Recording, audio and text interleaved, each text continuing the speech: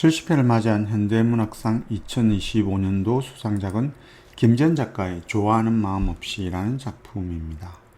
죽은 남편의 사진을 지갑 속에 넣어 다니는 안지의 회개한 이야기입니다. 안지는 전형적이고 평균적인 사람이 되기 위해 부단히 노력했던 여성이었습니다. 아들이 돌이 되기 전에 불륜을 저지른 남편의 요구로 이혼하고 자신도 재혼했습니다. 10년의 세월이 흘러 전 남편이 사망하자 전 남편의 부인이 아들 양육비를 안지에게 요구하면서 이야기는 시작합니다. 전 남편의 사망보험금 수급자가 안지로 되어 있었습니다. 김지연 작가의 스토리를 따라가다 보면 이렇게 사라지는구나, 이렇게 살아도 되는구나 하는 평온한 마음을 갖게 됩니다. 작가는 수상소감에서 좀처럼 좋아하는 게 없어 보이는 친구에게 아이디어를 많이 얻었다라고 하면서 아무것도 좋아하지 않고 살며 실패를 본 사람에 대해 써보기로 마음먹었다고 합니다. 좋아하는 마음이 없는 마음은 자기 연민에서 비롯되었다고 덧붙였습니다.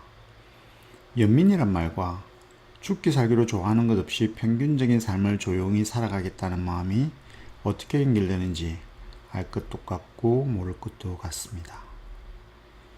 작품집에는 수상 후보작 5편이 실렸습니다. 엄마의 완성과 흙꽃은 딸과 엄마의 관계로부터 이야기가 시작됩니다. 엄마의 완성은 연하의 남자를 사귀고 있는 40대의 엄마가 완경을 맞이했을까봐 걱정하면서 딸과 함께 산부인과를 찾는 장면을 그리고 있습니다. 흙꽃은 자기 삶을 갉아먹으면서까지 나이 든 엄마를 시중하는 혜영이 어릴 때부터 길던 자기 희생의 틀에 갇혀 방황하는 모습을 보여줍니다.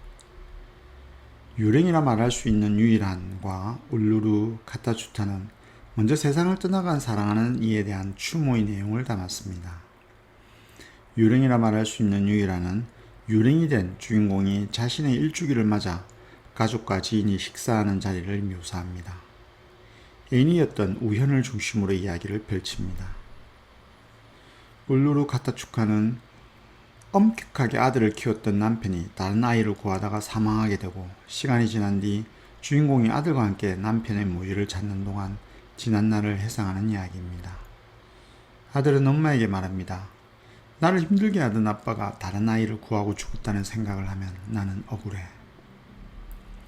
가로바꾼 안녕은 번역가인 주인공이 12년 전 가족여행을 했던 일본 북부 지역을 홀로 여행하면서 단란했던 기억을 떠올리는 중 환영인지 실제인지 모를 맨발의 어떤 여성을 만나 과로만으로 대화하고 동행하면서 잃었던 평안을 찾습니다. 현대문학상, 이상문학상, 젊은 작가상과 같은 수상작을 모은 소설집을 읽게 되면 색다른 즐거움을 맛볼 수 있습니다. 바로 심사평입니다. 혼자 읽어서는 잡아채지 못하는 숨은 이야기와 주제를 일깨워줍니다. 소설 쓰기를 공부하면서 소설 비평은 제게 중요한 비중을 차지하게 되었습니다. 2025 현대문학상 심사위원인 편혜영 작가는 처음 안지가 어떻게든 전형적인 세계에 편입하기 위해 그다지 싫어하지 않는 수학선생을 싫어하기 위해 노력하는 장면부터 이 소설이 몹시 좋아졌다라고 하면서 좋아하는 마음 없이를 소개합니다. 안지가 왜 특별히 좋아하는 마음 없이 삶을 살기 시작했는지를 보여주는 장면입니다. 다시 단편을 읽어보니 작가가 얼마나 치밀하게 안지를 설명하기 위한 장치를 고안하여 배치했는지 알게 되었습니다. 에피소드의 주제를 담고 다시 중심생각을 굳히기 위해 스토리를 붙여나가는 구성력에 감탄하면서 총 6편의 소설을 읽었습니다.